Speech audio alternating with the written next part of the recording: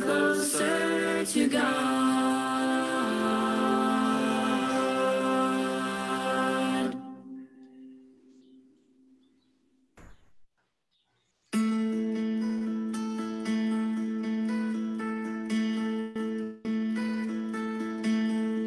Lord, I want you to be pleased with the love you've given me. Let my heart be open to. Okay, good morning everyone and praise the Lord for another day, for a new day po mga kapatid and ang pinagkaloob niya sa atin. Now we are live on FB and we're about to start now mga kapatid. So let's play our opening song and let's play A Beautiful Morning. Amen. That is my greetings also to all of you and beautiful morning. Amen.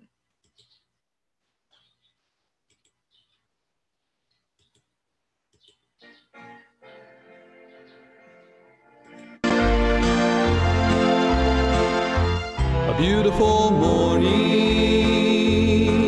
when Jesus I shall see. A beautiful morning, with the trump he'll come for me. A beautiful morning, he'll take us all away. A beautiful morning, yes, a beautiful day.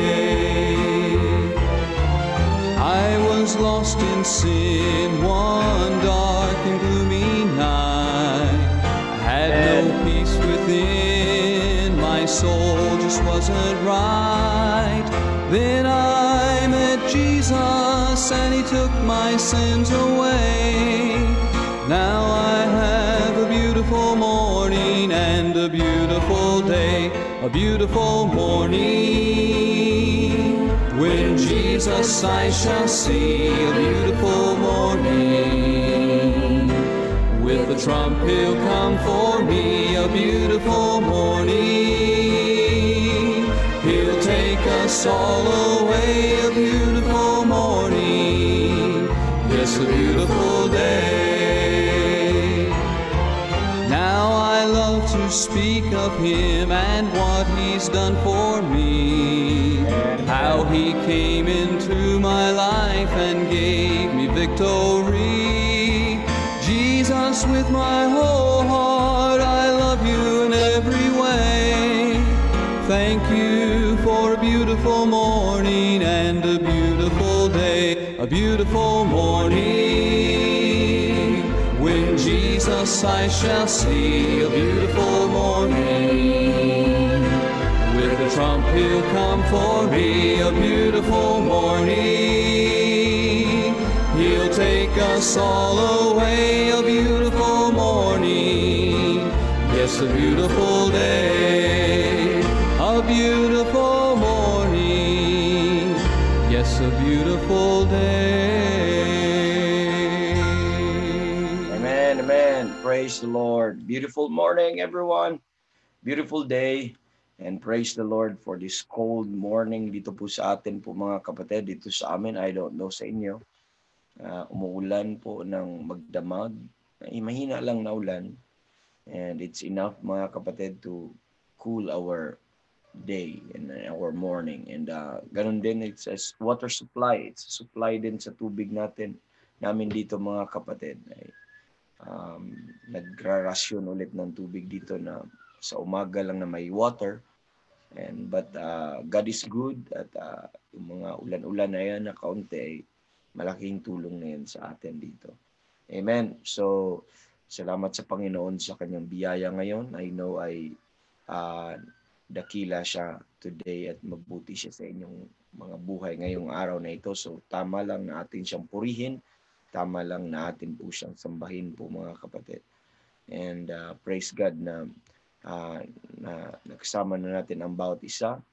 And I know others are still coming. Susunod pa yung iba po mga kapatid. Kaka-open natin ng FB. And And please let me know. Please let me know that you're there sa FB Live para ma-recognize natin ang bawat isa.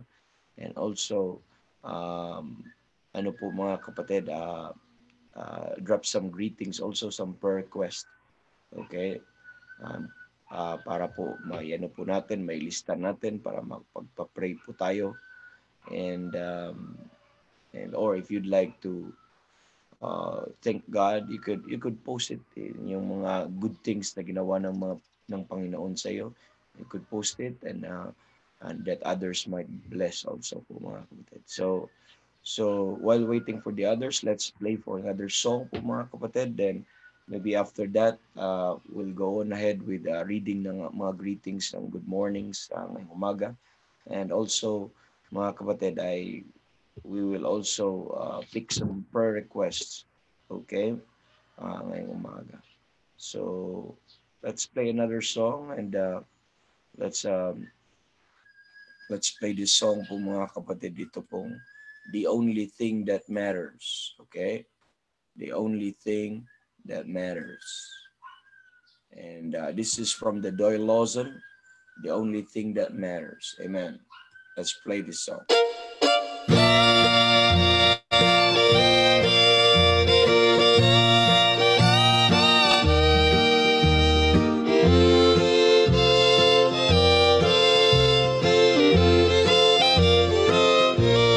Amen.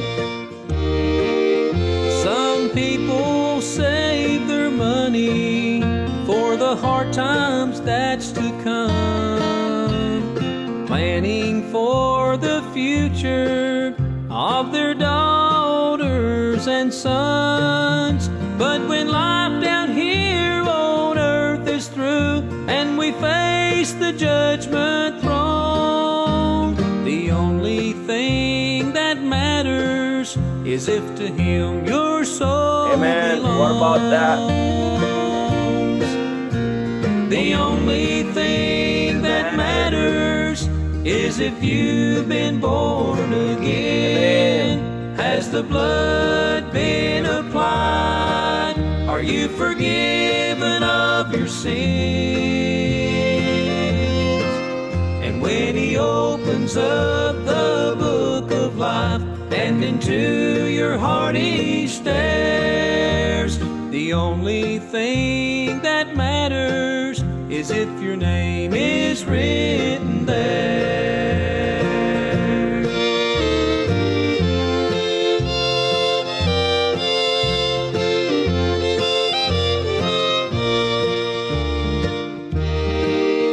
In this modern age we live in, many seek for worldly gain. They lay up earthly treasures and live for wealth and fame. But if they would only realize when you die it's all in vain, the only thing that matters is if He knows your name. The only thing that matters is if you've been born again. Has the blood been applied? Amen. Are you forgiven of your sins? And when He opens up the book of life and into your heart He stares, the only thing that matters is if your name is written there. Think about that. Think about that, And when He brethren. opens up the book of life and into your heart He stares, the only thing that matters is if your name is written there.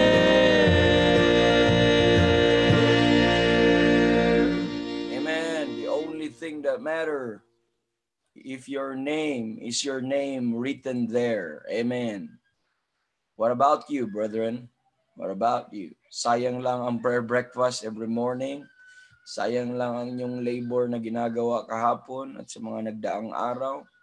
And sayang lang mga zeal kung hindi naman ligtas ang bawat isa. Amen. Praise God sa kabutihan ng Panginoon dahil nung tayo ay naligtas po mga kapatid, meron ding record ng ating mga pangalan ay nakasulat ay sa kanya pong libro. Amen. What a blessing po mga kapatid. Amen. When He opened that book of life and my name is there. Amen. Praise the Lord. Praise God for this morning. Let me read some greetings dito po sa Zoom.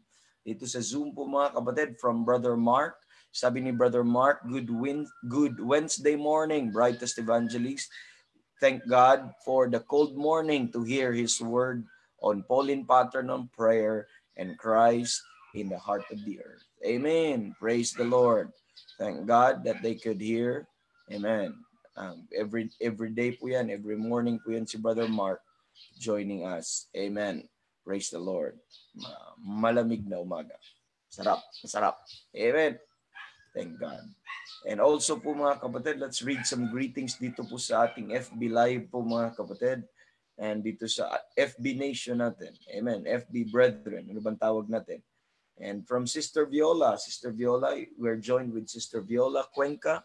Sister Viola, one of our faithful brethren sa church po mga kapatid. And watching this morning and every morning po yun mga kapatid. Amen. And sabi po niya, good morning Evangelist Rogie at sa lahat. Amen. Good morning po Sister Viola. Praise the Lord. Amen. Amen. Sabi po dito ni Brother John Mar and Sister Karen, sabi niya, good morning po Sir Rogie and brethren. Praise God. Last day na po sa training. Oo nga pala, no? So, hanggang 29. So, today is 29. So, last day na po sa training. Salamat po sa prayers at nakasurvive for the past week. And please pray din po na maipasa namin ang mga tests and guidance and protection po sa aming pag-uwi mamaya. God bless po sa ating lahat. So, let's put that. Remember then to pray po mga kapatid. Last day pa pala. Akala ko kahapon na ay natapos na. Okay, so but we still have opportunity to pray ngayon sa SOT training ng mag-asawang ito, si John Marson and si Sister Karen. So they are now sa School of Tomorrow po mga kapatid. I know it's not easy po mga kapatid. I've been that at much more. I don't know kung anong tinake nila, kung parents training ba or faculty training or administrators training. Magkaiba po ang level po dun mga kapatid. So I have not tried the administrators training. I only tried po yung teachers training at saka yung parents training po doon sa SOT. So doon po mga kapatid, ituturo sa kanila kung ano yung not only yung mga procedures kung how to conduct yung ano po mga kapatid, yung school, yung AC Accelerated Christian Education, but also mga kapatid kung ano yung mga proper, ano yung mga hindi dapat, ano yung mga bawal, ano yung mga lahat nandoon na po lahat sa training po na yan. And that's a Christian school and a Christian curriculum built up. I'll say this, that's a Baptist curriculum. Amen. And the verses there are all King James. So I'm not saying that everything I perfect po doon, but that's better off compared to any other curriculums that I have seen. I'm an educator. I have took how many units in education po mga kapatid, and I know what we're saying dito po mga kapatid. I have seen that, and but praise the Lord for that available curriculum. It's somehow costly. It is costly kung magpag-take ka ng ganun but it is worth it kasi you invest on so many. Willing ang ibang mga tao mag-invest sa mga education lang na walang Panginoon eh. This is ano po mga kapatid, and this is costly, and it entails expense because precious din naman ang mga anak natin. If you'd like na to you have to pay for it. You don't do monkey business with it. You have to pay for it. You don't steal it. Amen. So ganun talaga eh.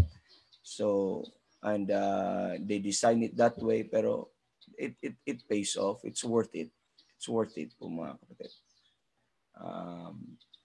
Man, kung this is just my thought, no, just my opinion, and I'll say this, I could recommend that for your children. And at the same time, may homeschooling sila. Dalawa kasi yung branch po yan mga kapatid. May homeschooling, may meron silang school talaga. Maybe yung in-apply nila ni Sister Karen, Brother John Marson is yung sa school talaga. Kasi I think so sa school. Yung para sa conventional or sa regular school talaga. So but you could avail also sa homeschooling dyan if you would like, and very very timely din po sa situation natin kasi everyone is homeschool right now. So mayroon silang homeschooling program. Ano nga lang, yung sa homeschooling program po nila, isa lang ang school sa buong Pilipinas sa homeschooling program nila. Kasi lahat ng school ay hindi po allow pag regular school ka either, at hindi pa rin binibigyan din ng license yung iba na mag-homeschool. So you have to go to Parañaque to train para sa homeschooling, and you have to go there and enroll. Doon din po ang enrollment kasi isa lang ang authorized. I tried nung i-apply ko yung yung mga children namin dito from my son up to sa I tried to solicit and ask doon po kung pwede ba ako makabili ng curriculum tapos dalhin ko lang dito sa bahay at namin sa church, ganon. Hindi pwede. Kung mag-start ako ng homeschooling, pwede ba na mag-start ako ng homeschooling, kukuha kami ng lisensya sa iyo? Hindi din pwede. So ang pwede lang daw ay regular school kasi yun lang ang mabigyan po ng ng DepEd, ng accreditation. So isa lang ang pilot school nila doon sa homeschooling, pero wala ka naman pinupunta, mas way cheaper pa rin siya, way cheaper pa rin compared sa pagpupunta ka ng regular school. So I don't know sa inyo po mga kapatid, but in my opinion, I know this, that so far sa mga curriculum, as far as I know, that's the best curriculum for your children, from kinder to high school po mga kapatid. Good for them. Kasi I've been listening to and reading sa mga lessons ng aking anak, and I have read, I know what they're learning, they're studying. So in everything po mga kapatid ay nandun po ang salita ng Diyos, nandun ang Panginoon, whether math man yan, whether science or anumang subject. Yan po ang good thing po mga kapatid. Baka mag-end up ako dito na mag-endorse at that's not the purpose of the but naalala ko lang yung ito pong nila Brother John Marson at Sister Karen, and good job po dyan, and you are truly, ma-encounter nyo po na yan po ang totoong Christian school that I could say po mga kapatid. Marami pong Christian school na pangalan ng Christian school, pero ang totoong Christian school, ang Bible ang core curriculum. Okay, doesn't mean na may pangalan na Christian school, it's a Christian school. When you go look at a Christian school, that the Bible is not just one of the subject, but the Bible is the core curriculum, integrated in all subjects. Okay, and that's what mayroon pang iba mga alpha omega, may mga other na mga individualized or yung po mga kapatid, individualized na pace type na curriculum. Pero nakita ko mga hindi King James, so that in itself ay wala na. Ito po, mag-memorize sila from the King James, na napakaganda. So sa lahat po na yan. And anyway, we're Christians, and you are parents. You have your own authority, your own plan, purpose for your for your children, and just something that I'd like to say po mga kapatid. It's up to you. It's up to the parents kung anong plano mo sa iyo po mga anak. Pero that's just a good thing there po mga kapatid. Amen. So we're joined also with Pastor Arnel Torcedo. Sabi niya, good day to all. Just keep in touch in prayers. Amen. We'll work till Jesus come. Amen. Yeah, we keep in touch in prayer. We always mention Pastor Arnel in our prayer every morning. Amen. Just keep preaching, Pastor Arnel. Just keep preaching. Amen. Pastor Wilmar Giraga, sabi niya, good morning po evangelist and to all brethren. It is a great blessing to wake up in the morning and to thank God for a new life while listening for breakfast. Glory to God. Amen. Yeah, that's good. Na early morning po mga kapatid. Dati naka-FM tayo, no? Naka-bumbu radyo or ano pang mga pinapakinggan po natin in the morning. But ngayon po mga kapatid, salamat sa mga Christian music, sa mga prayers and preaching, most especially yung preaching every morning. Sister Alicel, sabi ni Sister Alicel, Pastor Wilmar is from ano po mga kapatid, from tawag nito, from Bukidnon po mga kapatid. Amen. So regards to Pastor Aris, Pastor Wilmar, sabihin mo, na-miss ko na siya. Amen. So, matagal ko nang hindi na kita si Pastor Aris, naging busy po yun. Sobrang busy po yung tao po na yun. Amen. So, si Sister Linda pala, Munilo, meron po siyang, we prayed for them po mga kapatid. Sabi niya, good morning po sa lahat, praise and thank God sa safety na binigay sa amin. Kami ay nakauwi na mabuti by God's grace. Oh, praise the Lord. So, nandun na kahapon ay nasa barko pa lang sila, ngayon ay nandyan na po mga kapatid. Nakarating na. And salamat sa inyong mga prayers at iningatan po sila. At kahit sa crowded na tao po na yun, sana po ay wala silang, hindi po sila na-infect or ganun. I think quarantine pa rin sila pagkarating eh. And, but praise God sa safety na binigyan ng Panginoon. Sana tuloy-tuloy po yun at makauwi po silang na. Hindi ko lang alam, I'm not sure kung ano ba ang ng buhol sa mga nakarating sa ganun po mga kapatid. But praise the Lord na answered prayer po yun na iningatan ng Panginoon sila. Kasama po ang kanyang daughter, Sister Linda, glad to have you. Sana magpatuloy kayo makinig kahit nandyan kayo sa buhol. Amen. Magbili kayo ng speaker na malaki, palakasan nyo doon at i-play nyo sa buong kapitbahay ninyo dyan. And lalo na sa gospel hour, I'll take a time sa gospel hour pala, no? So I will choose, pag matapos tong week na ito, I'll choose a day and I'll announce it to you kung anong oras yung gospel hour. I will make a series on salvation and I'd like you to invite your loved ones on that po mga kapatid. Just 1 hour lang po yun, and let me preach to them and even to you po mga kapatid. So I'll preach on the series on salvation. And hindi po lang yung salvation na pang ano po mga kapatid, but yung doctrinal presentation ng salvation para maintindihan po natin kung not only kung paano maligtas at kung anong natanggap ninyo nung ikaw ay naligtas. Amen. So we'll talk about that. And I'm so excited kasi I live off ng gospel hour po mga kapatid dahil po ay overload po ako in the day because meron pa akong gabi, magkaroon pa ako ng hapon. But okay lang po yung ngayon may kapatid since hindi na fill up lahat. Sabi ng mga men at meron pang isa pong ay may mga slots pang open. So I'll take that opportunity and I'd like to preach the gospel to that hour po mga kapatid. So palakasan nyo daan at parang magpa-sounds lang kayo pero preaching ebanghelyo. May mga music din naman tayong ipa-play at okay lang po yun. Amen.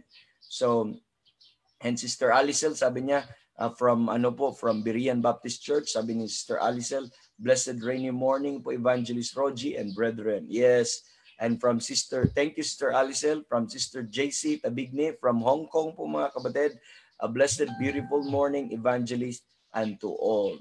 Amen. Now, meron pong statistics at saka ni-release ang FB, nakita ko mga kapatid, and not only sa Hong Kong, we're all over sa mundo po at meron po mga regular, mga top countries po doon. At isa sa mga top countries na sumubaybay sa atin ay ang US. Then sinundan ata na kalimutan ko, no? Parang ano bang country po yun, no? So anyway, ipopost ko na lang yun kung ano yun. Not sure.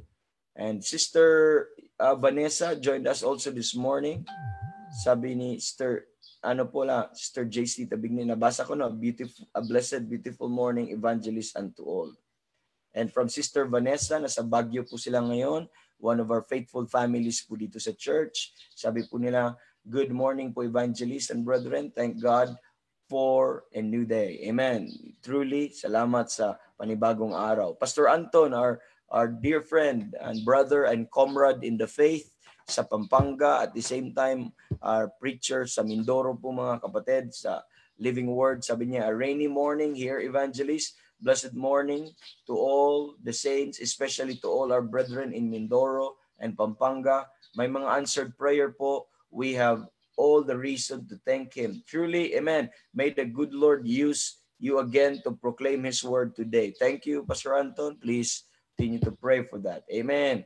And from Sister Mercy, ito po yung isa sa mga miyembro po doon, good people doon sa faithful brethren doon po sa Berean. Sabi ni Sister Mercy, good morning, evangelist and brethren. God bless to all. Amen. God bless din sa inyo po, Sister Mercy, and good morning. And Sister Josie sa Mindoro naman, sabi niya, good morning po sa lahat. Praise God for another peaceful and beautiful morning. Amen. I like that, peaceful. Amen. When you are saved, not only you have a beautiful morning, you have a peaceful morning. Amen. Because that peace of God will keep your heart and mind. Amen. Sabi ni Brother John Mar and Sister Karen, sa administrator po ang training namin. You see? So administrator. So they will be learning on the manuals, if I'm not mistaken, the procedural manual. So siguro si Brother John Marson ngayon ay sabi niya, Han, pakopya naman dyan, mahal. Pakopya naman dyan. So, hindi ko alam kung sino nangungopia sa kanila kasi take home yung iba. So, ganoon talaga pag mag-asawa, no? Amen. So, God bless sa inyo, Brother John Marson and Sister Karen. Amen. Amen. Praise God. And Sister Agnes, di Makulangan, and sabi ni Sister Agnes, nandito po Sister Agnes Adulam, and sabi niya, good morning po sa lahat, praising God for waking me up this morning. Glory to God. That in itself is worth thanking God. Amen. Because when we sleep, we have no control over our life. We're as good as dead. Amen. But praise the Lord. When you wake up this morning, that means the Lord sustain you. The Lord caused you to breathe po mga kabitid, and He gave you life. Amen. From Sister Nancy Kainday, our host, sabi niya, blessed morning po sa lahat. Thanking the Lord this beautiful another opportunity bring back God. Tama ba? Bring back God His glory. Amen. So, thank you, Sister Nancy. From Sister Alicel, another prayer request po for Nori Mangulabnan, my nephew. He is in the hospital in pain. They're suspecting a kidney infection. So let's write that down. Let's note that and mention that in this morning in our prayer. Nori, okay, ang pangalan po ay Nori, okay. Pamangkin po, nephew po nila. Okay. Mango Labnan, okay. Nasa hospital po. Suspetsa po a kidney problem. Pero let's pray ko na hindi naman ganun ka-severe or and of course, kung hindi siya saved, pagpipray po natin yung kanyang kaligtasan. Okay? Please, put that in your prayer request. Amen. So we're joined also with Sister Kath Paredes. Good morning, evangelist, and to all brethren. Amen. Blessed din ako sa sister na ito. Glory to God. Pag ma-miss niya po yung workman's treasure or prayer breakfast, papunuorin po niya. Yan, kompletuhin po niya sa gabi. So, sometimes, kahit wala akong broadcast, magbabasa ako ng comment na, ba't ang daming comment dito? Amen, nag-amen. At kahit sila lang mag-isa, kahit hindi live, kasi sumubaybay po sila, sinusundan po nila.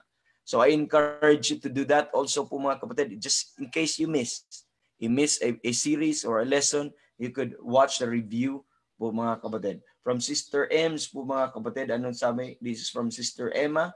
Sabi ni Sister Emma po mga kapatid, blessed morning po evangelist. Sister Emma ay nandun po siya sa Berean din po mga kapatid. Isa sa mga faithful brethren po doon. Sabi dito, blessed morning po evangelist Roger and to all brethren. I thank and praise the Lord for safe delivery of my daughter Wendy. Praise God. Amen. Please pray for their safety there in Abu Dhabi po. I also thank the Lord for His words nakasama ko while Wendy is in the labor room. Amen. God bless us all. Thank God for that safety po mga kapatid na pinagkaloob po ng kanyang daughter at salamat.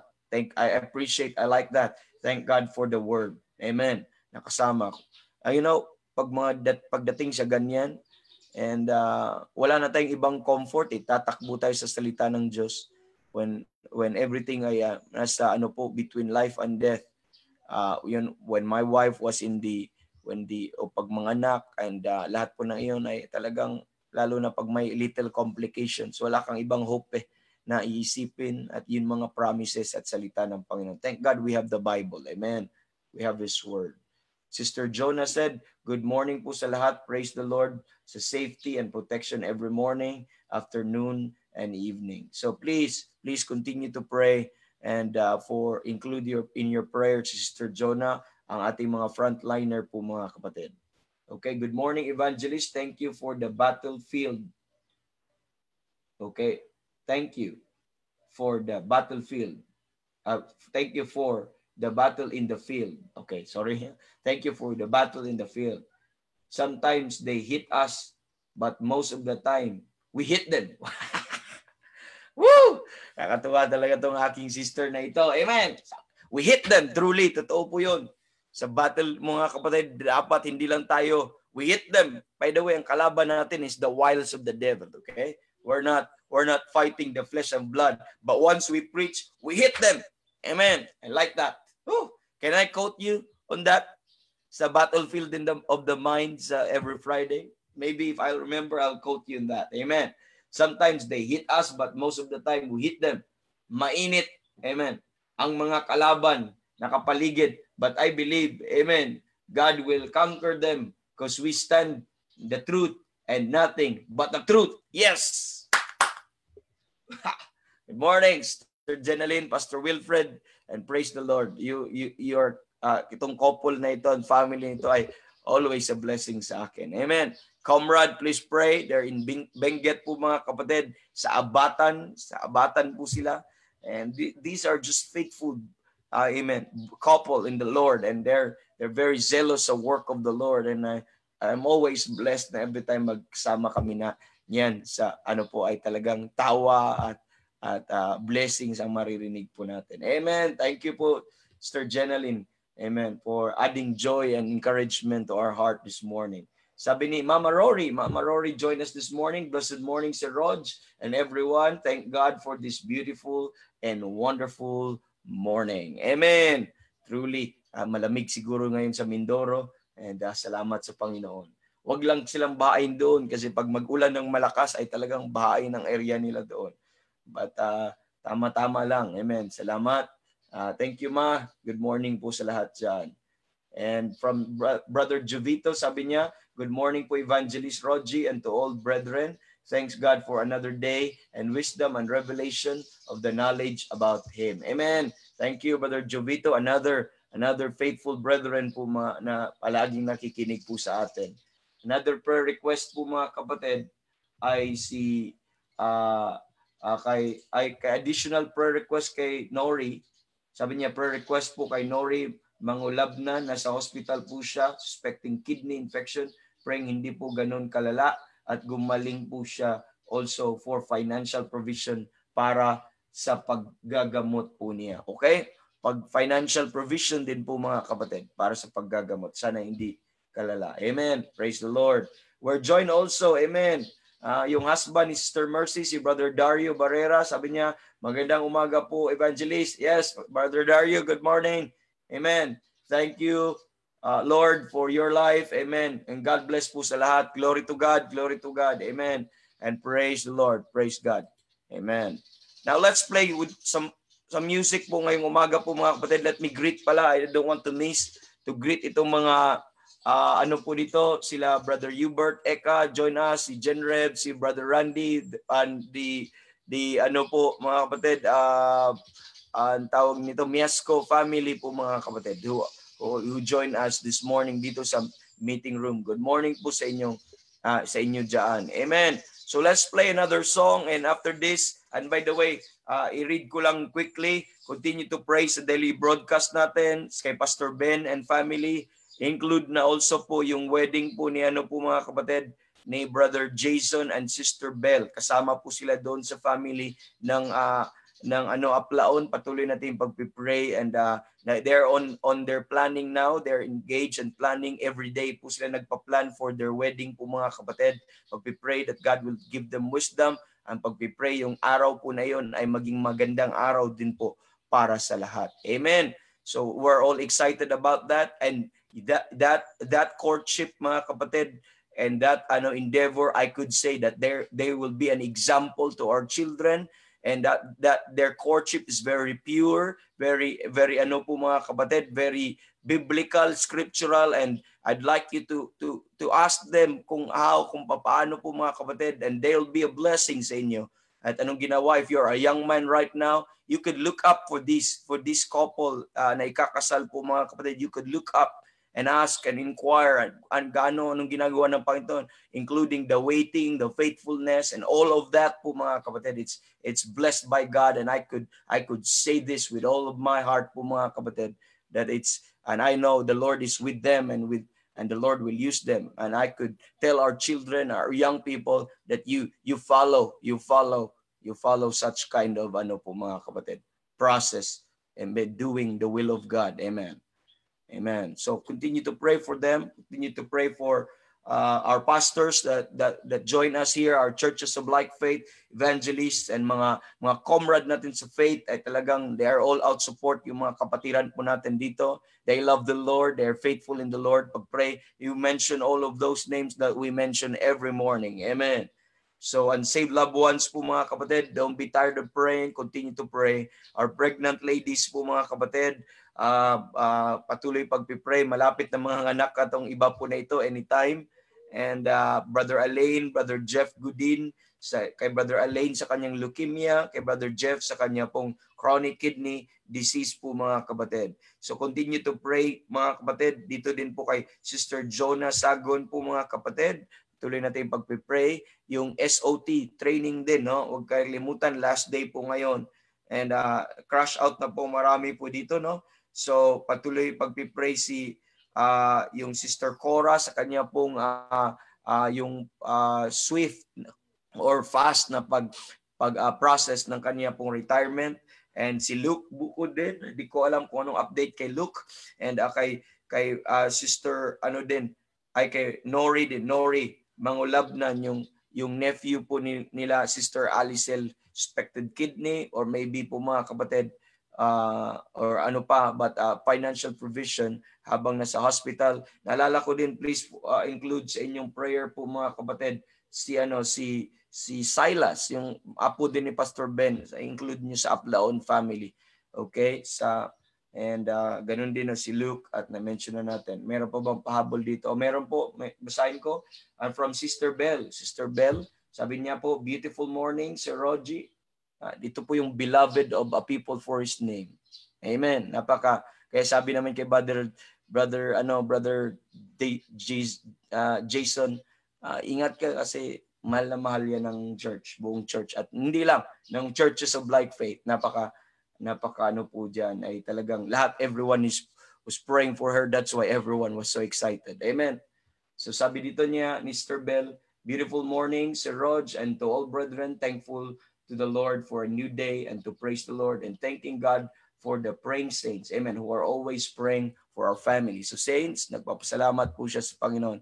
Amen. Praying saints. I call you now praying saints. Amen. Glory to God. Sabi ni Sister Ella Sinon, praise God for this beautiful morning. Good morning sa inyo dyan. Maayong buntag sa inyo dyan sa Bohol. Amen, Sister Ella. So let's play this song po mga kapatid. I don't know. Pagkatapos ng song, we'll go to the Lord in prayer po mga kapatid.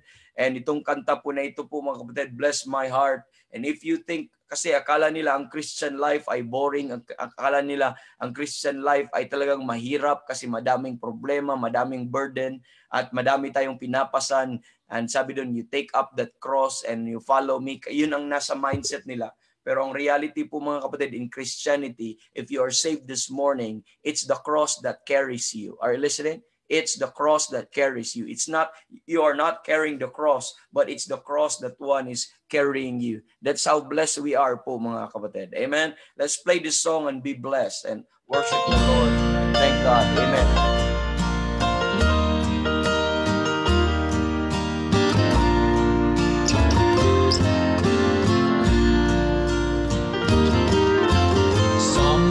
Look at me and think I'm burdened. Amen. With a way of life too hard to live. They say to follow Christ takes more commitment than anyone should ever have to give. If they could only see the cross from if my they could only see the cross from my perspective, they'd know the joy it has brought to me. If they only knew that Christ has been more faithful than I could ever hope to be. For the cross has carried me through every struggle. praise the Lord. Amen. Grace has been my strength when I was weak. You may only see this cross that I carry. Oh, the truth is, yes, the truth is, it's the cross that carries me.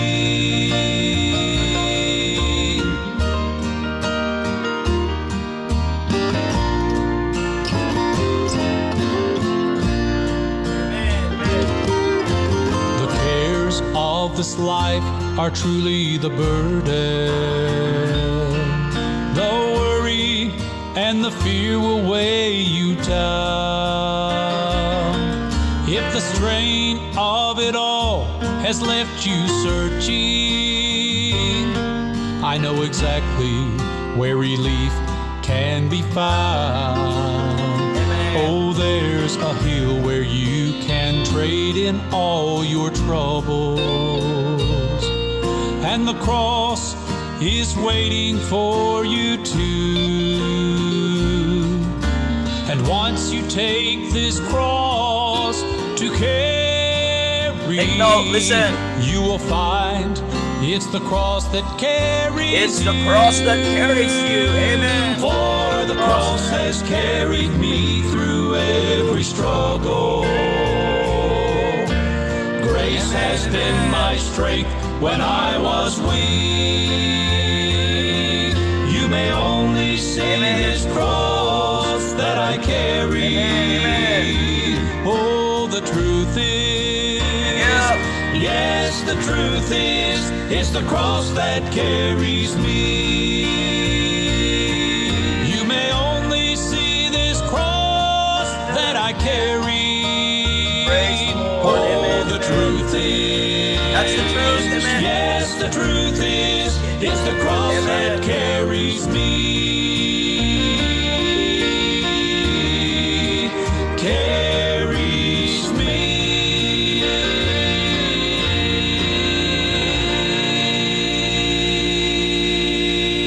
Praise the Lord. Praise the Lord. Amen. That's a beautiful song there. Amen. And sabi ng ni Brother Dan, glory. Love that song, brother. Amen. Na-imagine ko si Brother Dan as pag makaglory na yan, nakasumigaw na yan. Amen. Excited. Praise the Lord. And we're joined with Sister Janice and blessed morning Evangelist Rogie, and to all brethren, God bless. Amen. God bless you all. Amen. Praise the Lord. So let's go to the Lord in prayer now po mga kapatid. And let me change my mode po mga kapatid. Let's be on a standby mode po, but let's be on prayer po mga kapatid. Okay?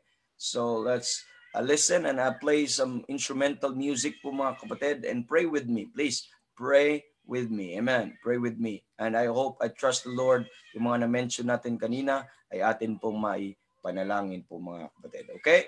Let's play po mga kapatid itong music po na ito and atin pong pa-play po.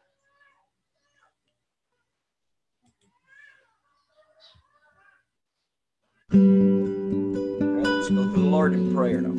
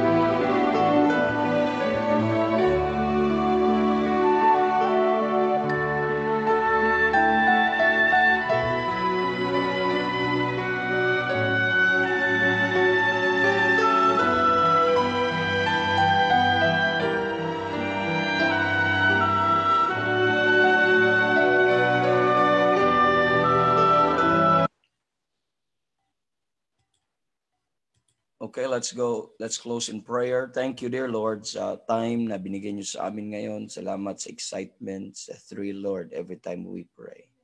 Thank you for the opportunity that we could pray for one another. Thank you for allowing us, Lord, to have this kind of ministry.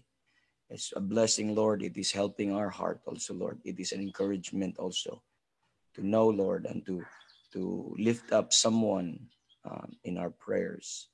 Patuloy niyo pong tulungan ang bawat isa na maging excited po kami. Patuloy, matuto kami. Help us to teach us how to pray and what to pray, Lord. And we will love praying these people. And the more we pray, Lord, we know the more we pray for one another, the more we will grow in love with one another. And thank you, Lord, for this great privilege that you've allowed us, entrusted to us, Lord. And now, Lord, we go to the next program. We commit to you our preaching, our devotion, Lord, this morning. And you bless us, Lord. You talk to us, communicate to us, Lord, through your word. And sana po ay maano po namin, Lord, maintindihan po namin, makuha po namin ang inyo pong gustong ipaabot sa amin ngayong umaga. And let the message, Lord, may be a reminder for us every morning or encouragement today. And give us a courage, Lord, na paghugutan po namin ng kalakasan, Lord, ng aming pang-spiritual upang mamuhay po kami na ayon po sa inyong kalooban at ma-endure po namin lahat po ng mga afflictions and even mga tribulation and burdens, Lord, na aming dadanasin today. And Lord, bless your people now, bless your servant, and help us to all together bless your name. And this we ask in Jesus' name. Amen. Amen. Good morning, everyone, and praise the Lord sa kabutihan po ng Panginoon na pinagkaloob niya sa atin po, mga kapatid, ngayong umaga. And ngayong umaga po, mga kapatid, let's go to the book of Colossians. Let's go to the book of Colossians, brethren, and go to chapter number 1, Colossians chapter number 1, at hindi ko na po mabasa ang lahat po ng dito mamaya po, mga kapatid, but we have to go to the message now. And let's look at Colossians chapter number 1. Nasa verse number 12 po tayo, at nandun po tayo, we leave off doon po sa thanksgiving po, mga kapatid. Okay, so giving thanks unto the Father. Okay, giving thanks unto the Father. So Colossians 1:12. So nandyan na po, babasahin ko in verse number 12. Giving thanks unto the Father, which hath made us meet to be partakers of the inheritance of the saints in light. So bago po natin pupuntahan yung second part, which hath made us meet to be partakers of the inheritance of the saints in light, I'd like us to focus our attention on the importance of giving thanks unto the Father, or this thanksgiving. So for the past days po, mga kapatid, for the past 2 days, we talk about the introduction on Thanksgiving by looking at those terms po, mga kapatid, important terms na ating tinitingnan. At ngayon po, mga kapatid, ay kahapon we look at also po yung thankful na word, and how many times it is mentioned po, mga kapatid, ang word na unthankful. Not only yung thankful, but also yung word na negative na unthankful po, mga kapatid. That we note kahapon po, we define yung gratitude, yung ingratitude, ano pong ibig sabihin po ng mga ano po na yon. So we look at all of them and we define it yesterday. And yesterday also, we look at also po, mga kapatid, that unthankfulness is the seedbed for sin. Okay? Unthankfulness is the seedbed for sin. So you take note, unthankfulness is the seedbed of sin. So by looking at that po, mga kapatid, we look at the twice mention ng word na unthankful. It was mentioned in Luke chapter number 6 verse 35, and it was mentioned in 2 Timothy chapter number 3 verse number 2. So sa ating pagtingin po doon, mga kapatid, we see a connection between the unthankful and the evil. Okay? We see the connection between the unthankful and the evil, where the Lord is kind to those who are unthankful and evil. Yun pagagamit sa book of Luke, chapter number 6, verse 35. For the Lord is kind to those who are unthankful and evil. So we see a direct connection between unthankful and evil. Amen. And that is the fundamental problem with someone who is evil. Okay? You know what is the fundamental problem with someone who is evil? They are unthankful. Are you listening? Lahat po ng evil, they are unthankful po mga kapatid. Whether that man is covetous, they are unthankful. Whether that man is mga kapatid, is a thief, they are unthankful. That's why they do that because they are not contented and they are not thankful po mga kapatid. Those disobedient to parents, they are unthankful. So that is the fundamental problem with someone po mga kapatid who is evil. And in 2 Timothy chapter number 3 po na mention po alongside ang being unthankful po mga kapatid sa mga unholy, sa mga truce breakers without natural affection.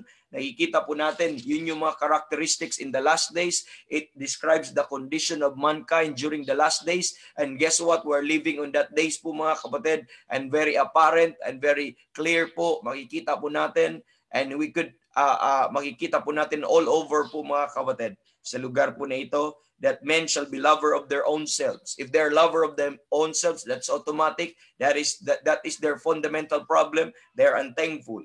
It was joined with the boasters, proud, blasphemers, disobedient to parents. You know why it's disobedient to parents? Because they're unthankful. They're not thankful of what the Lord had provided for them. They provided them parents, and they rebel and all of that. I was once a child like that po mga kapatid, unthankful child, discontent child. I always complain and very disobedient to parents, but praise God for saving me, and praise God for changing my mindset po mga kapatid. And right now as a parent, in a perspective also doon sa parent, I am so thankful with my parents na right now po mga kapatid. And now, they're associated with unholy, without natural affection, truce breaker, false accusers, incontinent, fierce despisers of those that are good, traitors, heady, high-minded, lovers of pleasures more than lovers of God. And one of those characteristics is unthankful. Unthankful.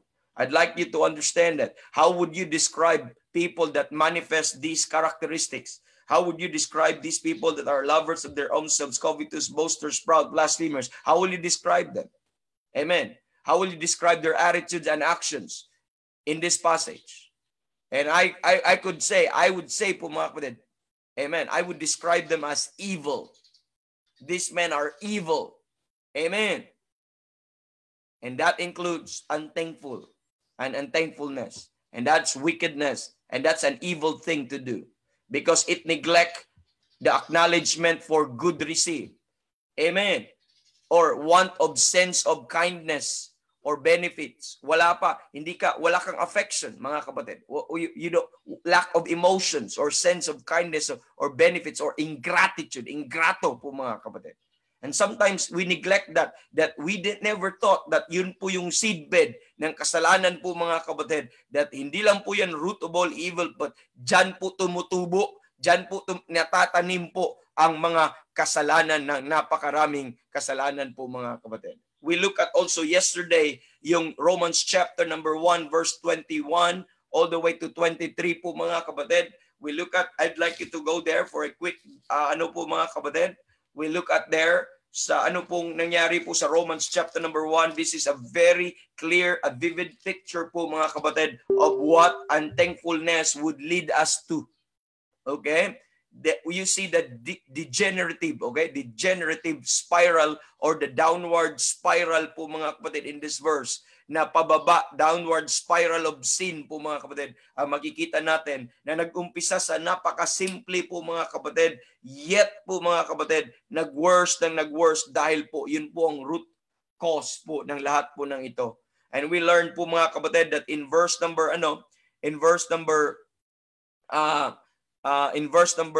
21 po mga kapatid, we look at, and by the way, verse 19 to 20 muna, we look at mga kapatid, that the Gentiles knew who God was. Amen. They knew because God revealed himself to them. Amen. Because God showed himself unto them. And one of the ways he did that in showing himself, presented himself, was through his creation. Makikita natin, because with that which when they knew God, known of God, lahat ng mga bagay would be known of God. I'm reading verse 19, Romans 1, is manifest in them. For God had showed it unto them. God showed it unto them. For the invisible things of Him. You know, God is invisible. God could not be seen. But the invisible things of Him from the creation of the world are clearly seen. So the invisible things of God are clearly seen. Being understood. Hindi lang makikita, but pwedeng maintindihan. Being understood by the things that are made. How will you know that there is God? How will you understand that there is God? By looking at the things that are made.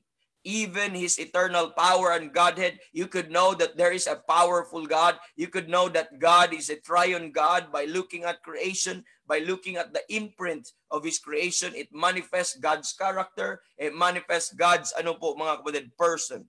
And so that they are without excuse. Nobody could say that nobody taught me. Amen. Nobody taught me about God. Nobody taught me about the Bible. Nobody preached to me. No missionary had told me about that. Nobody could say that there is no God and say because nobody taught me. Nobody showed me. Because God is the one who showed him. There is no such thing as natural-born atheist. There is no such thing as natural-born atheist. When you're born in this world, God gave you already that consciousness. Two things na ni-reveal sa'yo, He manifests it in them. It's in you. And it's out of you. It's in your surrounding. That means in you, in your conscience, in your hearts, bearing witness. Your conscience and your thoughts and your heart bearing witness that there is a God po mga kapatid. There is a powerful one. There is the Almighty po mga kapatid. There's no such thing. I don't believe on natural-born atheists. But one day, when you think you are become wiser, when you become educated and all of that, then suddenly you abandon that thought of God. At makikita po natin yan later on po mga kapatid. So, walang excuse. You will stand before God when He dumped you to hell. If you're an atheist, you could not say, oh, nobody taught me about that God. And the Bible said, and God will say, no, you're wrong. I taught you that there is a God. I put that in your thoughts and your conscience, embedded in your thought and your conscience, and I showed you. What do you think? Amen. What do you think of that trees and of that mountains, of that sky, of that stars? And what do you think of yourself? Who made you? Who created all these things po mga kapatid? Amen. Nobody could excuse. They're without excuse. Amen. They're without excuse. But look at that. Verse 21. Because that when they knew God. So that's in past tense. Knew God. That is to say, this creation who is declaring the glory of God and the firmament showeth His handiwork, day unto day they utter its speech, and night unto night they show knowledge, and there's not a world, a place in this world that their voice is not heard. So they knew God. They knew God. So that is to say, the creation has successfully preached to them. And they know, they arrive in an understanding that truly there is a God. Amen. Now watch, I'd like you to look at. When they knew God, so they learned that there's God. But they glorified Him not as God. They did not worship Him and adore Him and know Him as how the revelation, amen, how the manifestation of the revelation presented to them. They did not know God on how they knew God. They did not honor God on how they knew God through creation. They glorified Him not as God. Do you see that? That's the problem. The problem is this. It was not God that did not show Himself that He exists. The problem is not about the existence of God because there is no revelation on the existence of God. That's not the problem. The problem is when men learned who that God is, amen, they don't like it. They don't like the idea. They don't like the truth about that God. They don't want to be accountable to that God. They could not accept who that God is. Intindihan po natin? That's the problem. They could not just accept, oh, yan pala ang Diyos, grabe naman yan. Oh, sige, hindi yan pwede ng ganon. So, naging ganon ang tao. that by virtue of being the creator, that he is the owner and he is the authority, and above all, they don't want to be accountable to that God. That's the real problem, po mga kapatid. When they knew God, they glorified him not as God. But look at that. Neither were thankful. Neither were thankful. Do you see that, brethren? Is that clear? Neither were thankful. Hindi sila naging pasalamatin. Instead, they will thank God for creating them. Instead, they thank God for who He is. Mga kapatid, they were not thankful. So when the Gentiles and when men knew who God was, they become unthankful and not glorifying God as God. Amen. They become unthankful and not glorifying God as God. Then that sin leads them to become vain in their imaginations. So they become vain in their imagination. They process or they formulate a thought or an idea of who that God should be. Instead of obeying of what was revealed to them and submitting and bowing to what was revealed to them, but they devise and they formulate in their imagination who that God should be. Why? Because they could not accept the reality and the truth about God.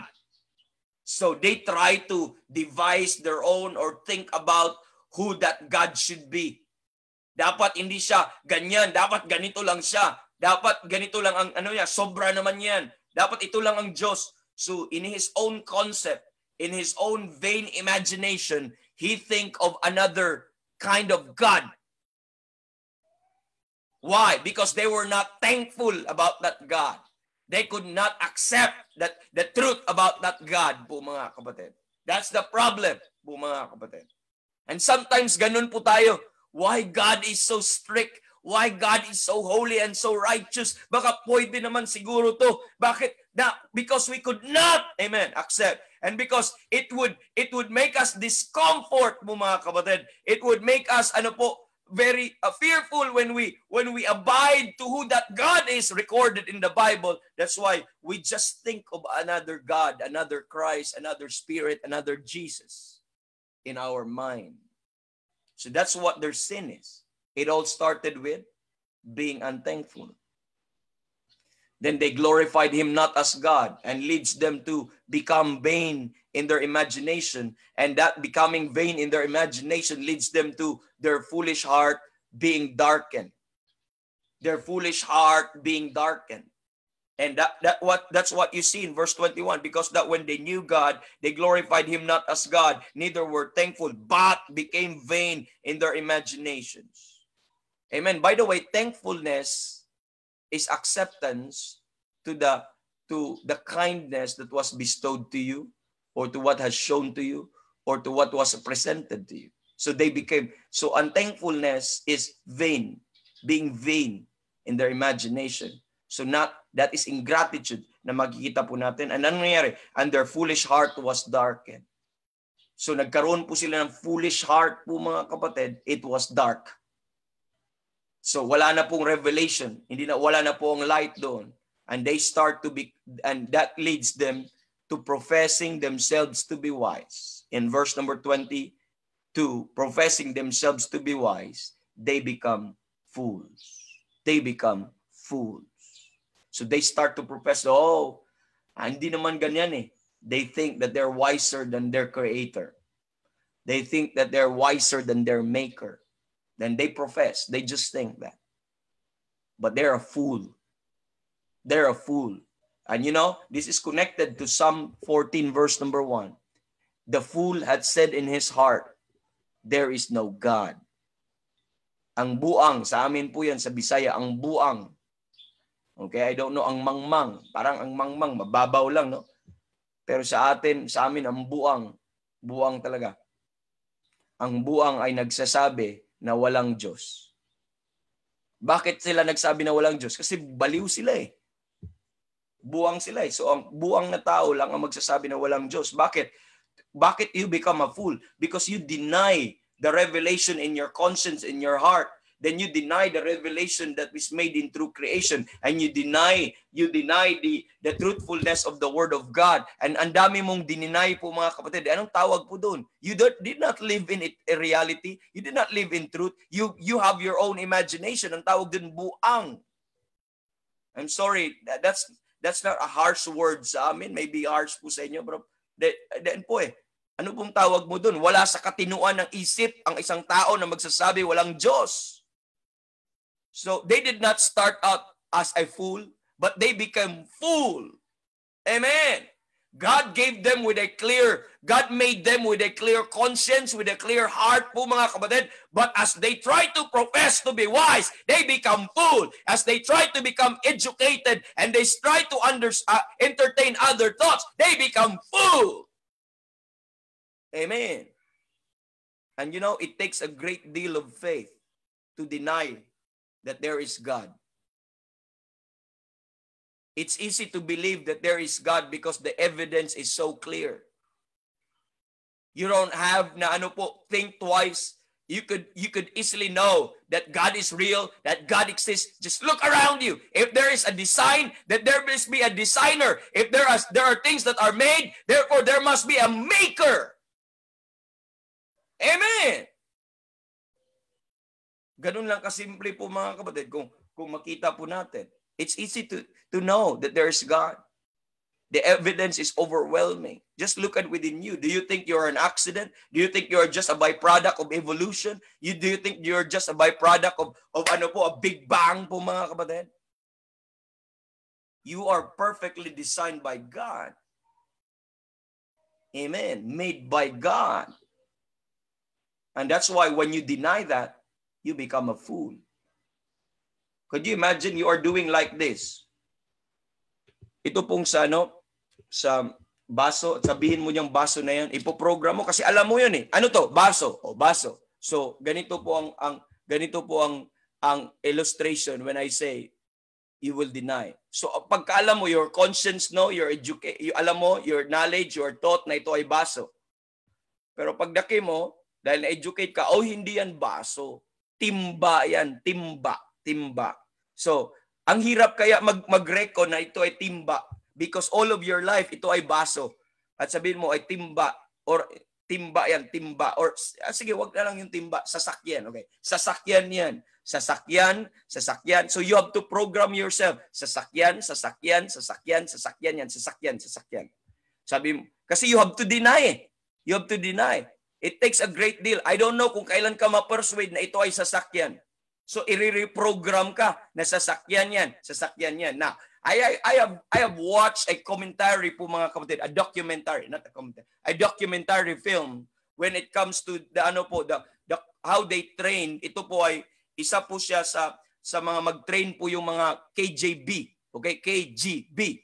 This is a Russian mga kapatid intelligence on how they train their mga kapatid, yung they train their mga agents at bata pa lang sila kinukuha na po sila kasi communistic po yung nung time na yon, yung time po ng ito po ay time po ng mga counter-terrorism doon po sa Cold War ng US at po mga kapatid. And there was that documentary po mga kapatid na kukuha sila ng bata, ikukuhanin nila doon sa kanila pong government at ilagay po nila sa isang facility po mga kapatid at lahat po ng iyon doon po sa hanggang lalaki sila, hanggang magiging ready sila na magiging agent po mga kapatid. And isa po sa mga training po nila po doon mga kapatid, all of their life po mga kapatid, ay isa po sa mga, ang tawag po nila dito ay yung mga drills. Okay, drills nila every morning before they will go to their own trainings. They will make a pledge po mga kapatid, before pledge of loyalty sa kanila pong agency. And they will also say this, there is no God, there is no God, there is no God, there is no God. And they will say that, nakalimutan ko kung more than 100 times in a day. And they will say, there is no God, there is no God, there is no God, there is no God. And for how many years in their life po mga kapatid until they're ready, and they'll say that there is no God, there is no God. Kung ready na po, luto na ang kanilang mind. Bakit sabihin nila, bakit hanggang bata, hanggang paglaki, sabihin nilang, there is no God, there is no God, there is no God. You know why? Because it's so hard for them to deny and to change the fact that there is God. And they have to reprogram the mind and program it and hypnotize it and over to say it. There is no God, there is no God, there is no God, there's no God. Why? Why they have to do that? Why they have to remove God in their conscience and in their heart po mga kapatid? You know why? Because so that one day they will not afraid to kill. So that one day they will not afraid to do anything, and they will not be, hindi sila makonsensya morally and all of that, because it was God will ano po cause them to not to do all of these things po mga kapatid. Yun yung sinasabi po doon po mga kapatid, makikita po natin. So that's how they were programmed. So it takes a great deal of faith not to believe in God. Pero tayo mga bata pa lang, tuturuan mo pa lang yung Jesus loves me, this I know, and they will, amen, respond. You know, we have infants here. I have a 6-year-old child here. Walang problema sa kanya. It's not so easy for him to know that there is God and God is real and God is the maker po mga kapatid. Why? It's not because you are a good teacher. It's not because we are a good teacher. It's because it was embedded in their heart and in their conscience that God exists. Are you listening? So they become a fool. And that leads them to professing themselves to be wise. They become a fool. And that leads them po mga kapatid. Amen. By the way, some people think that they are so educated that they know science and all of that. And when they deny God, they're not intelligent. They're a fool. Amen. They're a fool. And because of their foolishness, and they become a fool. Verse 23. And change the glory of uncorruptible God into an image made like to corruptible men and birds and to four-footed beasts and creeping things. You know why there are idolatry ngayon? Because that was the imagination of man. You know why they created some idols and all of that? And sabi, they changed the glory of uncorruptible God into image made like unto corruptible man. Ginagawa nila ang Diyos na parang tao, gumagawa sila ng rebulto, fashion like kung paano ang tao po mga kapatid. Ang iba birds, yung mga Egyptians also worship birds and four-footed beasts. Ang iba, they worship cows and creeping things. Other worship snakes. Ang iba, yung figure ng tao. And that's what the Bible says. They change. Amen. They created their own God. They became vain in their imagination because they could not accept who that God in the Bible, who that God according to the revelation. So they devised their own God. They changed their own God. That's why they have sangkatutak na mga Diyos-Diyosan ngayon po mga kapatid. But last time I checked, last time I know po mga kapatid, it was the God of the Bible who created me, not me who create my own God. The Bible says God created me. In the beginning, God created the heaven and the earth, and He created man on the 6th day po mga kapatid. But the foolishness of men, they created their own God. It was my God who created me. But these foolish men, they created their own God. Where did they base idolatry? Where did they base idolatry? It did not base in the Bible. They did not base in the Bible. They base it where?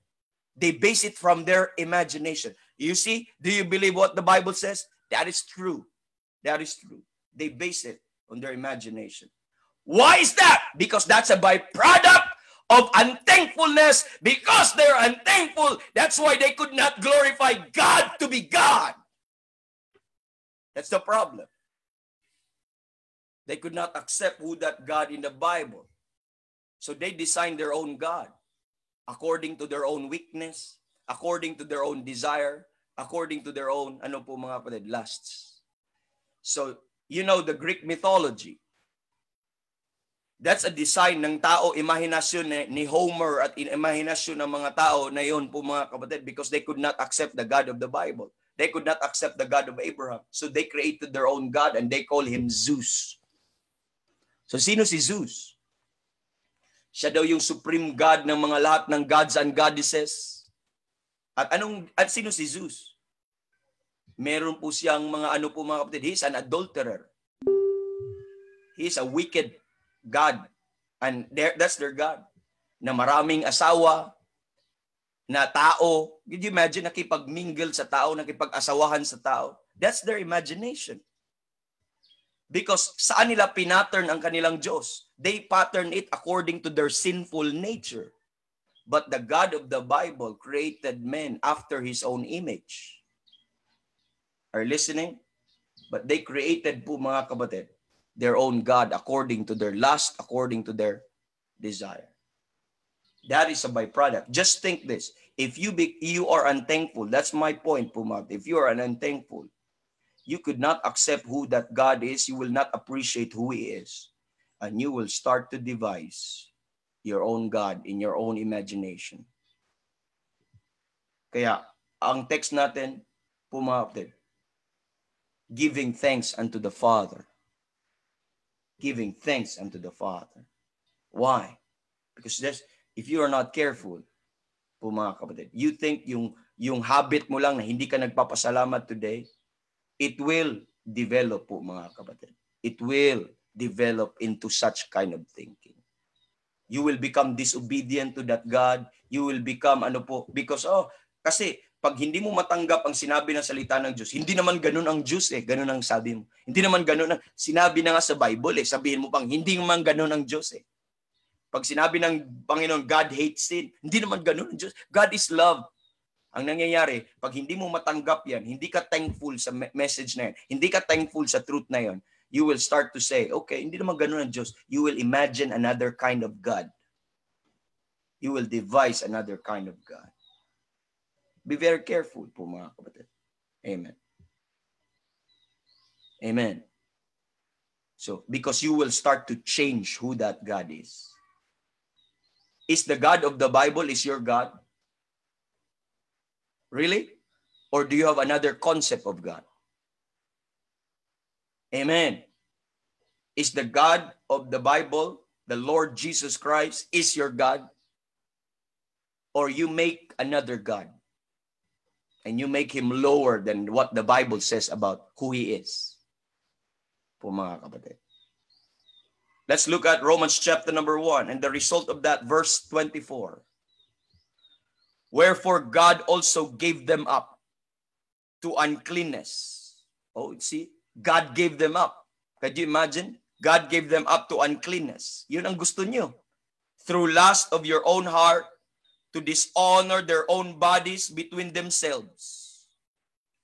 Oh, they dishonor their body between themselves. Who changed the truth of God? So first, they changed the glory of God. Next, they changed the truth of God. Ano yung truth of God? This is the truth of God. The Word of God. Because they could not accept, they are not thankful about the Bible, they're not thankful on the Word of God, then they will change the truth of God. First, they are not thankful on the existence of who God is, they're not thankful on who God is, then they change the glory of God.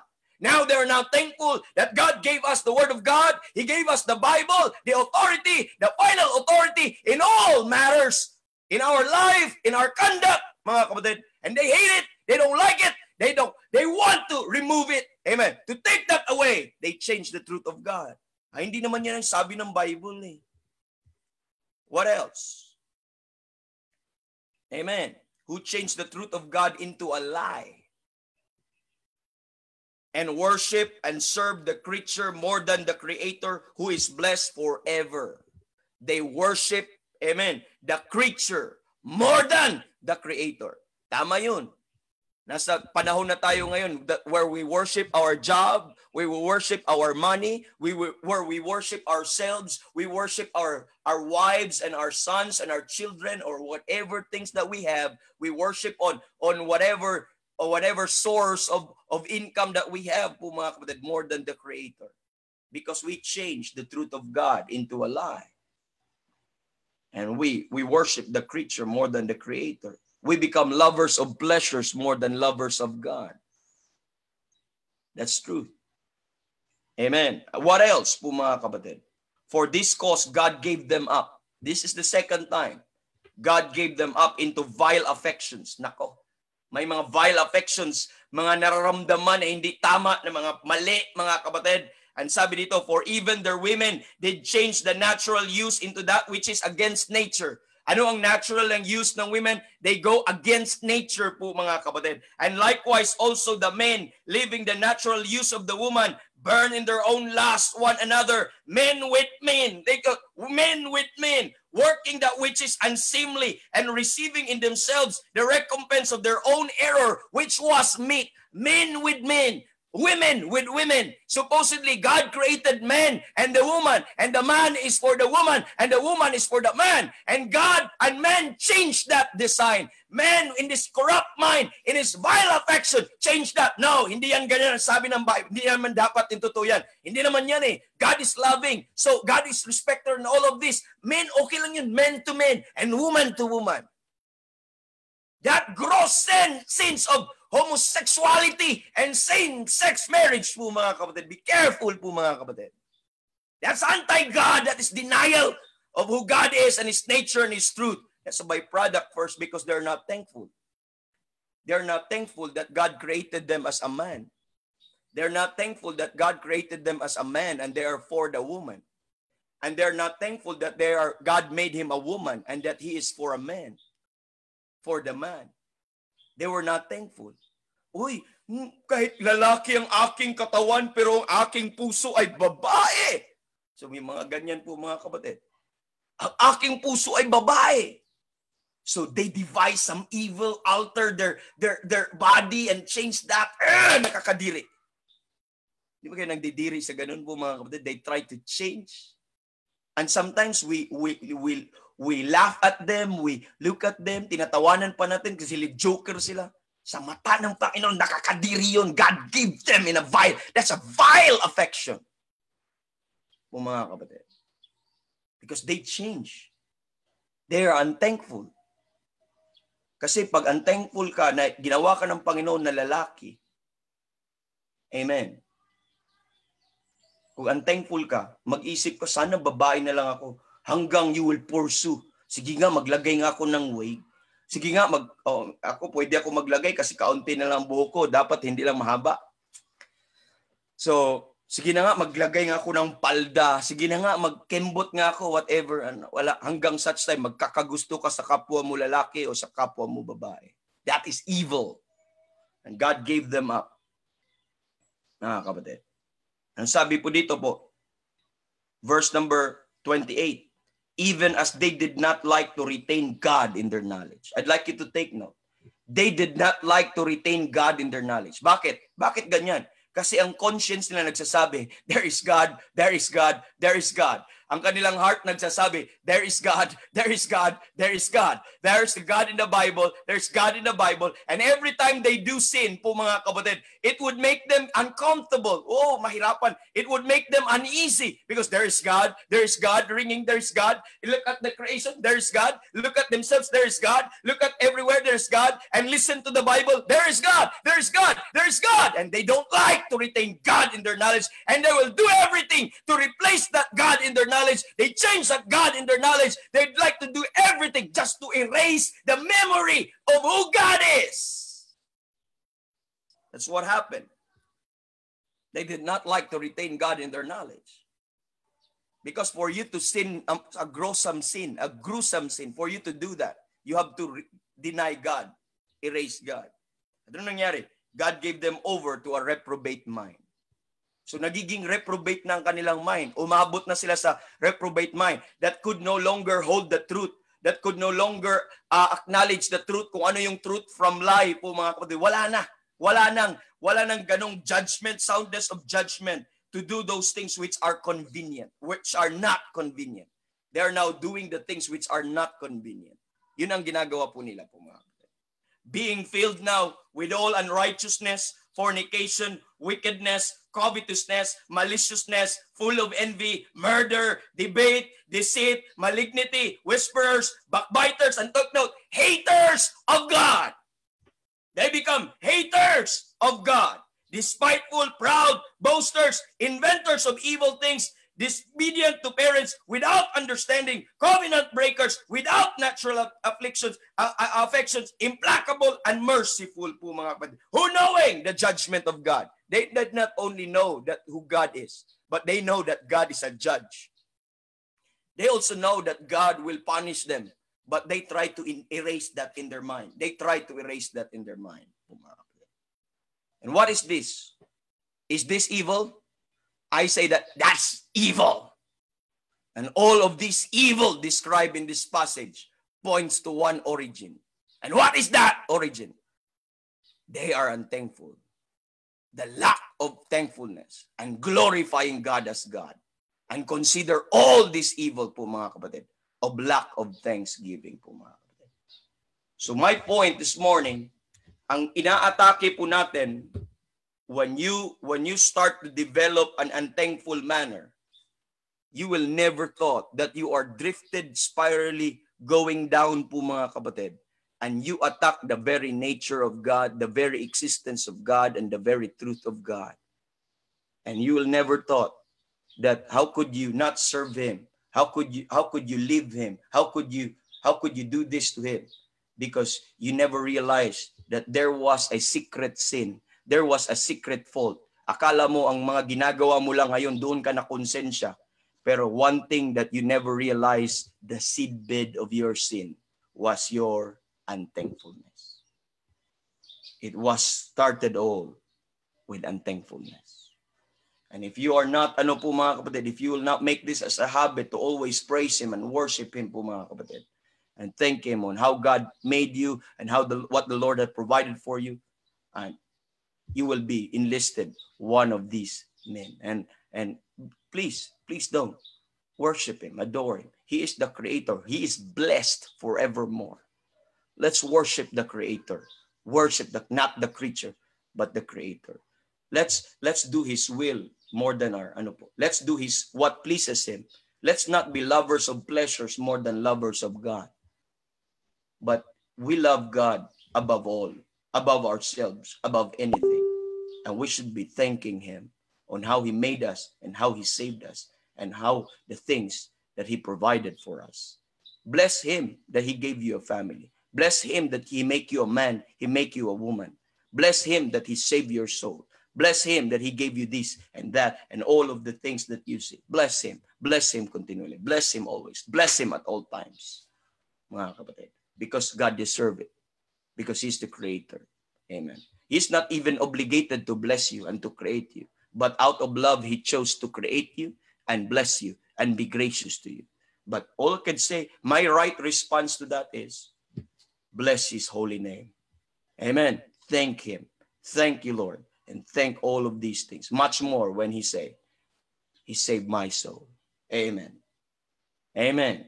Amen. So, glory, glory. That's our devotion this morning. We'll move on next time po mga kapatid tomorrow. And again, bitin po tayo. But that's what we have. And God bless. God bless everyone. Thank you for joining us this morning. And bless the Lord today. Amen. Brother Randy, Sir Nance, we're done here. Glory to God.